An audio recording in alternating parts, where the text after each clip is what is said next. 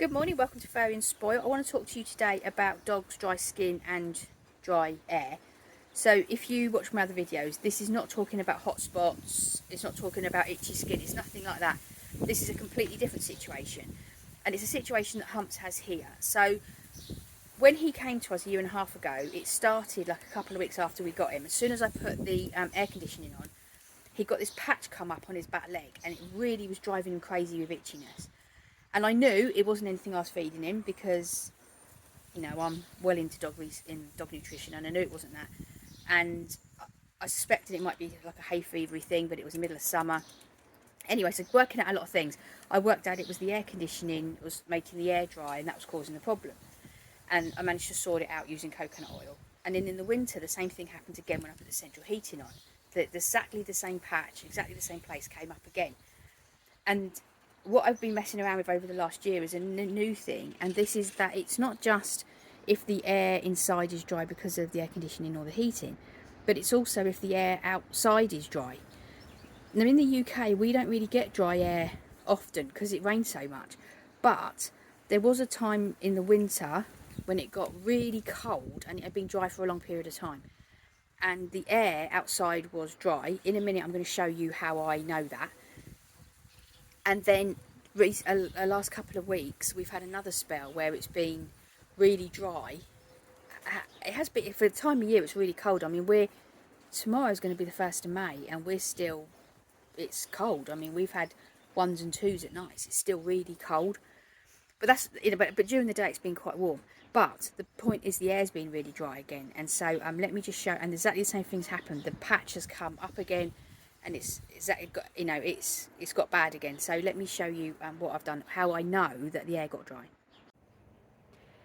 So this is a device, a thermometer, and I have these all over my house because I like to always know what the temperature is to make sure that it's not getting too hot or too cold for the dogs. That actually is probably going to shoot right up now because it's in the sun. That is not the real temperature.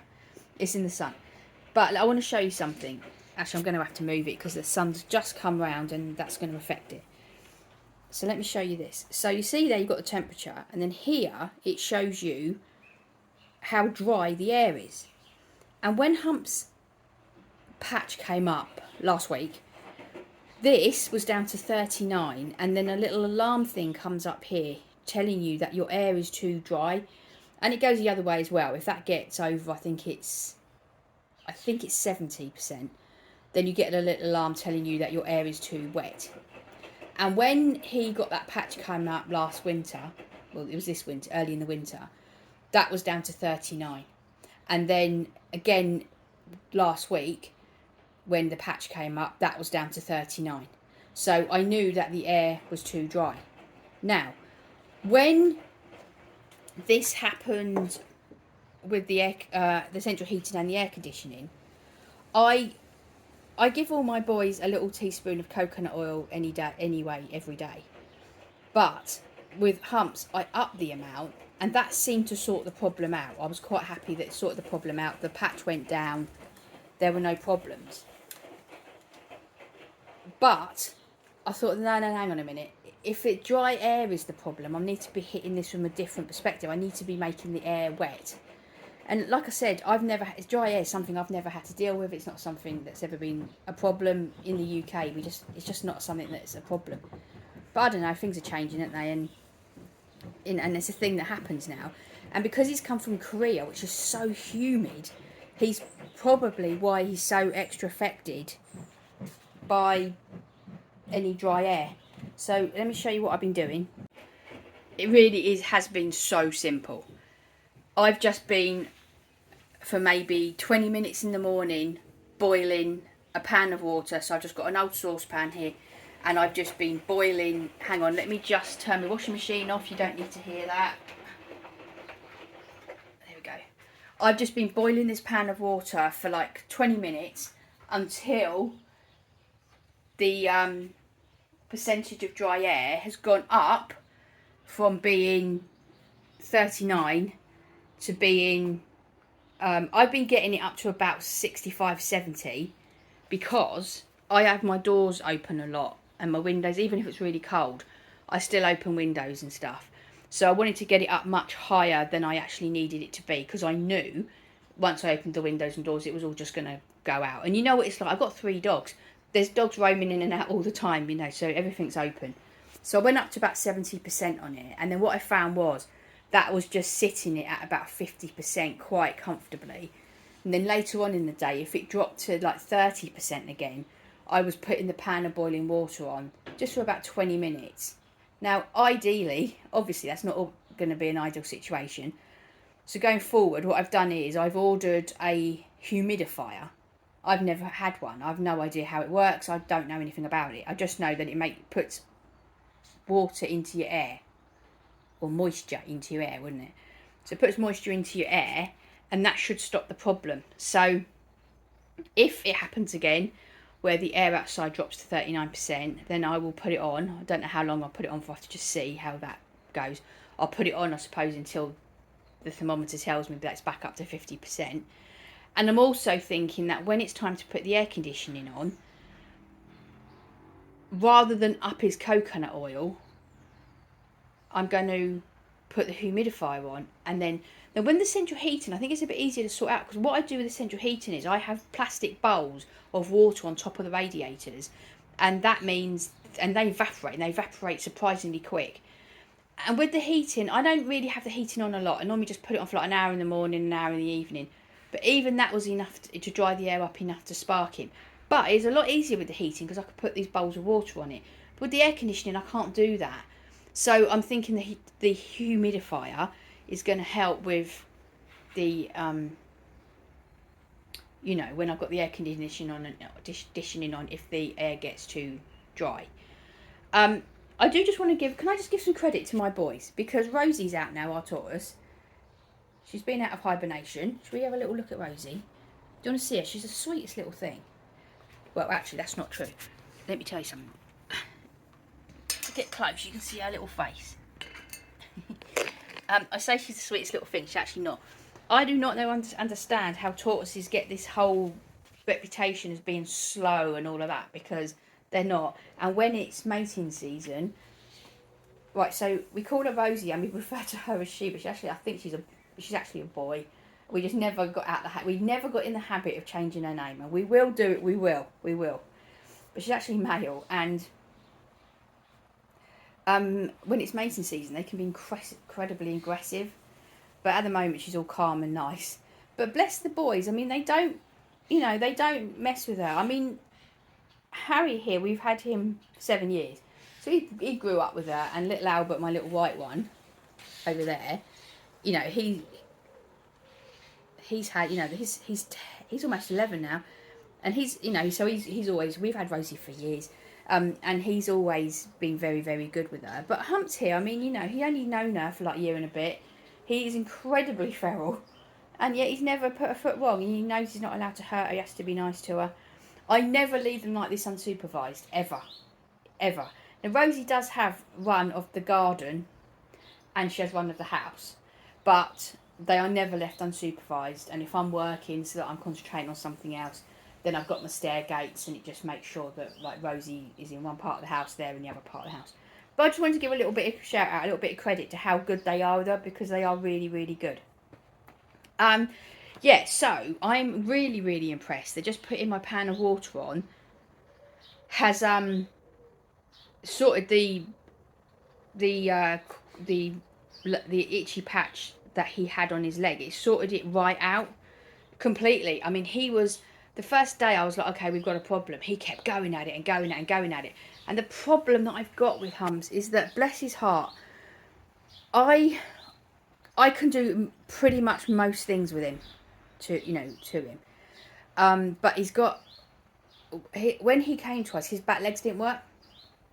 And they were riddled with arthritis. And there was one in particular that just, he didn't put any weight on it. It was really bad. And the x-rays showed he's riddled with arthritis, and so I worked at that. If you've got a dog with arthritis, it's worth going into my playlist dog arthritis, because he can't have he couldn't have any anti-inflammatories. He was sicking them straight back up. He couldn't have anything like that, so I had to do it all completely natural, and I've done it. And you wouldn't know he has arthritis, you wouldn't have a clue. But he obviously still has the memory of that leg hurting, and so he does sort of defend that leg a bit. Now, I know for a fact that he's not in pain, because some of you might think, well, is he in pain? And I know he's not in pain, and the reason I know that is because you've seen my videos, you've seen how the sofa works. They're always on the sofa, and I often will work from the sofa, and he will sit next to me, and when he's decided that he wants a bit more room, he kicks me really hard with that leg to get me to move over a little bit so he can have a bit more room. That sounds like he's not polite. He's a gorgeous boy, but he does do that with that bad leg. So I know and there's some power in that kick. So I know for a fact that he's not in pain. But it does mean that he like protects that leg, and that is the leg. Oh, sorry about that. That was my speaker. He does protect that leg, and that's the leg that's got the dry patch on it. So the problem with that is I can't do anything about that. And you know, always, let me show you these. If you know my channel, you'd be sick of seeing them, but honestly, I can't go on about them enough. I've been using these for about 10 years. I use them for anything the boys get: scratches, lumps, bumps, anything. Johnson's, can you see that? Johnson's tea tree cream. Sorry, you know, me and my cracking camera work again. There we go. Johnson's tea tree cream. And then it comes in a spray, which is brilliant, because if you've got a dog that won't let you touch something, you can spray the area. However, my darling Humps over there, he's a clever boy, and he's learnt the second that green bottle comes out, he legs it, because he doesn't like being sprayed with it. And so, whereas with my other dogs, I could just put the cream on the patch and it would all be dried up, and you know, that would help the itching. I couldn't do that with Humps because he just wasn't letting me get anywhere near it. So I was completely relying on the fact that the dry air was causing it, and that I could sort the dry air out, and that would stop it. I was so worried about it, but thankfully, I'm so grateful. The second I got the moisture in the air back up, it just stopped. It was like someone just switched it, and it just stopped causing him any problems. Completely Are you alright, pickle boy? You didn't get itchy, did you, darling? Do you know what, out of all my boys, so we know my little Albert over there had terrible time with hot spots, but you don't have terrible time with anything, do you? He does get bad hay fever, but we sorted all that out, didn't we? Are you tired? Yeah. We've just been on our walk. He's a good boy on his walk, aren't you, darling? I wish I couldn't keep saying that, all looking at me. So yes, if you've got a dog with dry skin and you're able to put the cream and the spray on it, or whatever you use for your itchy dogs, then do it. But ultimately, get the air wet again. I'd be really interested to hear from you if you live somewhere where your air's always dry and using humidifiers is just what you do. Because I've never used one before, and I don't really know the ins and outs of it. Obviously, you've got to be really careful. You don't want to get mould in your house and stuff. So the only reason that, like, when I've got the boiling water on, I know I'm okay about that, is because I know how much I have my house open. But that's something to really be careful of. And if you're going to put a humidifier on, I imagine that you've got to be really careful of that your house doesn't get, you know, you don't want to get it. You don't want a wet house. That's terrible for you, and terrible for your dogs. You don't want that.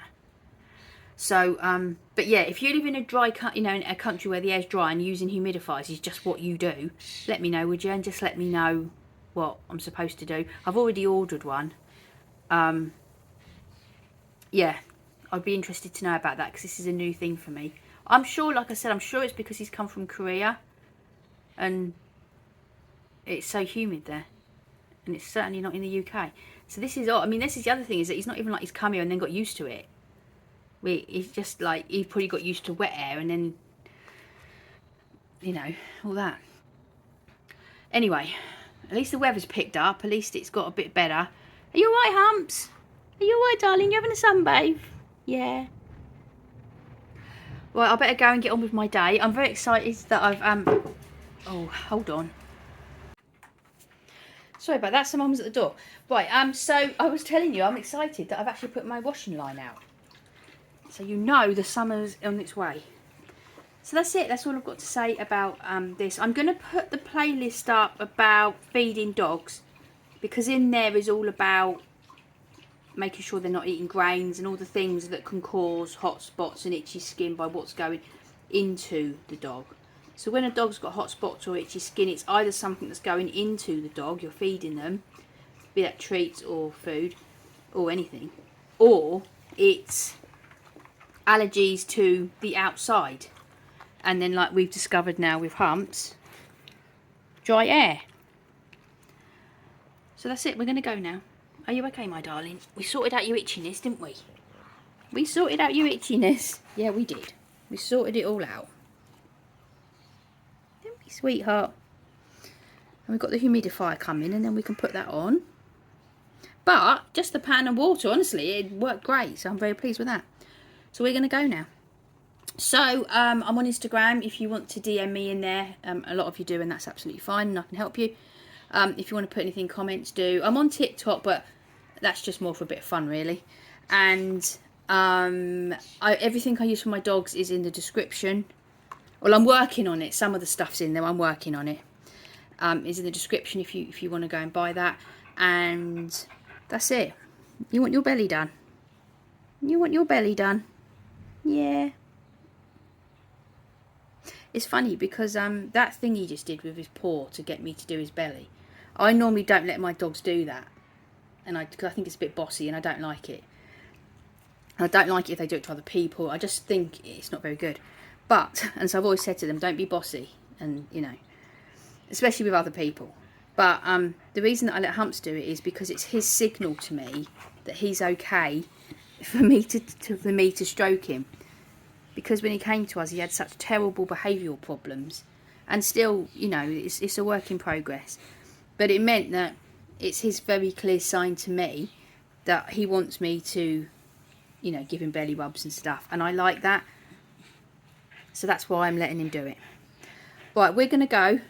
So I hope that you all have a really lovely day. I hope all your dogs are well. I really do. We'll see you in the next video. Bye bye.